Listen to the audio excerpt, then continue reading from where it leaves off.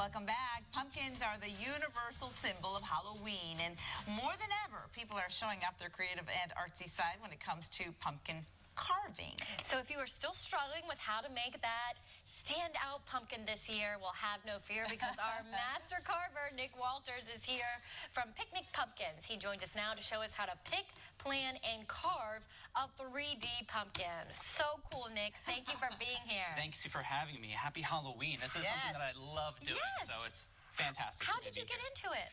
I have a background in art and sculpture, and so doing sculpture on pumpkins is just a natural transition from me to doing it in clay. Yeah. So it's something I love doing every Halloween, and I love showing them off.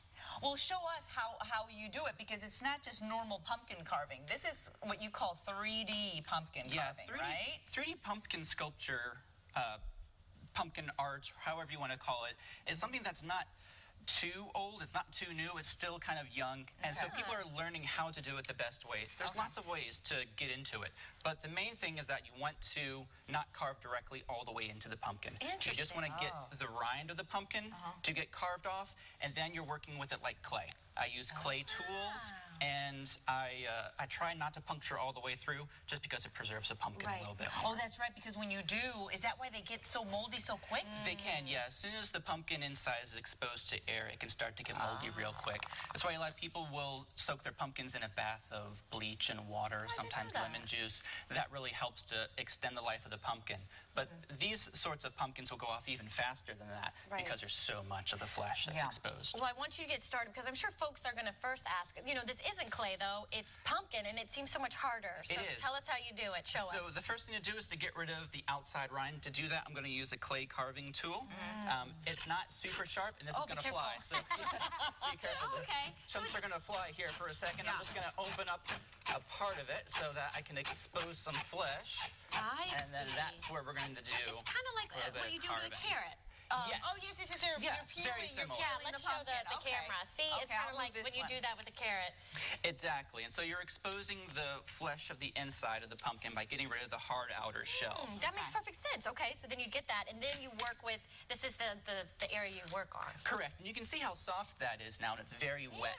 And so it's kind of like a very firm clay. I would never know that. And using it's a canvas waiting for us. Exactly. Oh, that's right. Yes. So you can use more clay carving tools, and this is just another pottery sort of tool.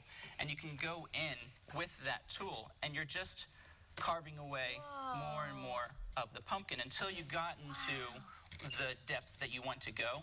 And the deeper you go on a pumpkin, you'll be able to tell if you're getting close to the center, because if you push on it, it'll start to give way. So as I'm pushing, it's not a lot of give there, so it means I can go deeper and deeper into the pumpkin. And it's smelling beautiful already. Oh my goodness. It does smell like fresh pumpkin. Oh, it does. Being able to draw on it is very important too. So would you recommend that first, to draw on it and then? Absolutely. Have a plan. Good point. Have a plan when you go into doing pumpkin carving. With a pencil or Sharpie? If you're going to be doing it on the outside of the rind before you sculpt into it, I would recommend a Sharpie. If you're going to be doing it on the wet part of the pumpkin, I would recommend a watercolor pencil.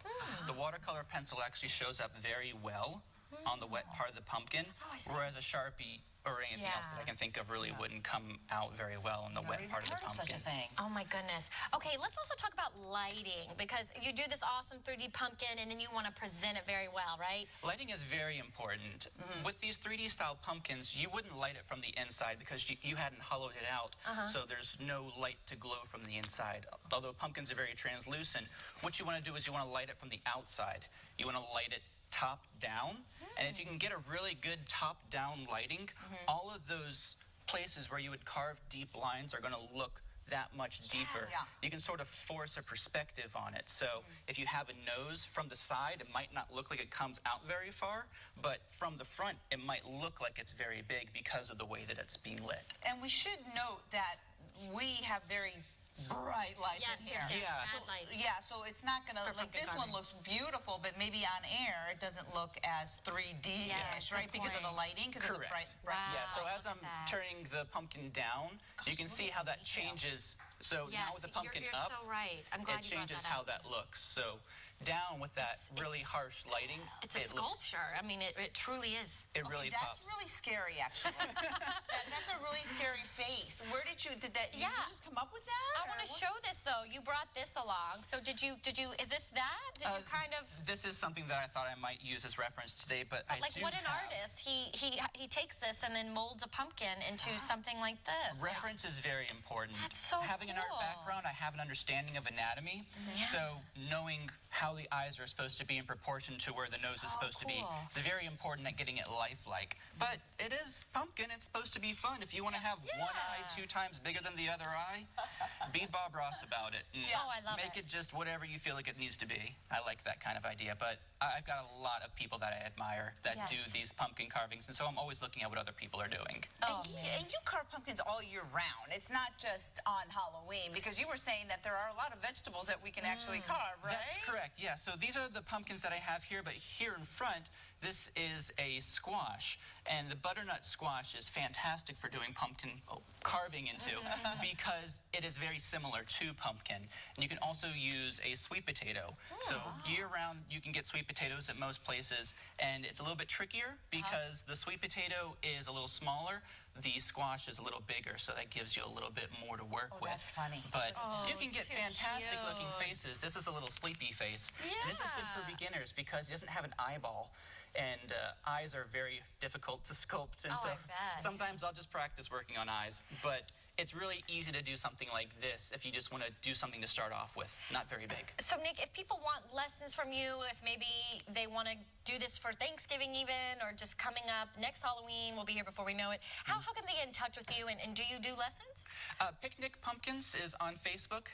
Absolutely, that's probably going to be the best way to look me up. I am an artist at trade, so I am very happy to work with anybody that's curious about getting into this medium. I also do traditional sculpture and graphic design, so any kind of artistic endeavor, I'm your man. Oh, perfect. Do you do people's faces? Like, would you be able to do my face or Stephanie's face? I can do more realistic looking sculpture, but it's very tricky, like I was saying, because at the wrong angle, it doesn't look as good. It has to be just the perfect angle. So it's hard when you're showing somebody a pumpkin. We need the perfect angle and perfect lighting. Otherwise, we cannot do it. Every day, all day.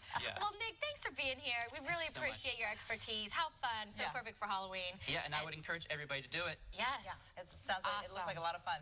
Cool. Thanks so much for having me. Yes, it's great. Of course. Don't go anywhere. We reveal our CVT pumpkin, courtesy of Nick Walters. Yes. Picnic pumpkins. We love it. Picnic pumpkins. This is amazing. You did this in, what, 3 minutes? Close to it, yeah, exactly. So we're just doing a different method of sculpture. With this one, it's more of, it's like engraving almost. Not using bigger tools, but using a small engraving tool. And Nick, I see you have some Vaseline there. What's going on with the Vaseline and this liquid that you put on the letters? So we were talking before about preserving the pumpkin as long as possible. The major problem with pumpkins is the moisture gets out, it evaporates. You want to keep the moisture in the pumpkin as long as you can. Using a spray bottle is good with water if you're going to be doing it, but the Vaseline is for finalizing it. That's a good step. A wax-based sealer does terrific as well. Cool. Oh, okay. So you want to put the Vaseline over the sculpture that you've done? Is that what you did? Okay. Exactly. That's going to preserve the pumpkin a lot longer because the moisture inside the pumpkin won't be able to get through the Vaseline. Or if you used a wax sealer, it wouldn't be able to get through that either. Oh, perfect. Well, we love every single bit of this. Thank you for making a CVT one. You're welcome. We loved having you. Just such good times. Everyone, be safe tonight for Halloween. And please share us your trick-or-treating pictures on our Facebook, Instagram, Twitter. We want to see it all. Yeah, maybe we'll air some cute ones tomorrow. Oh, yeah. That would be fun. Everybody wants to see their cute little kids on TV, right? Now's your chance. So go to Facebook, post some cute pictures, and we'll have fun looking at them. And once again, thank you so much for being here. Happy Halloween, everybody. Happy Halloween.